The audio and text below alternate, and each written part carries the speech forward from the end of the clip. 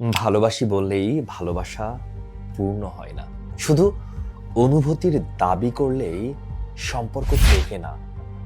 ভালোবাসার আগে প্রয়োজন বিশ্বস্ততা, ভরসা রাখার মতো চরিত্র, কথা আর কাজের মিল।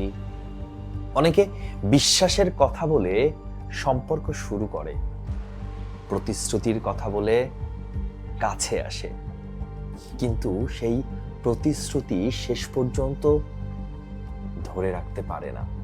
বিশ্বাস ভেঙে গেলে ভালোবাসা টিকে থাকে না, কারণ সন্দেহের উপর কোনো বন্ধন দাঁড়ায় না, কখনো কোনো বন্ধন দাঁড়াতে পারে না। তাই ভালোবাসার দাবি করার আগে নিজেকে প্রশ্ন করার জরুরি, আমি কি সত্যিই বিশ্বস্ত থাকতে পারবো আমার অপর পাশের মানুষটার কাছে?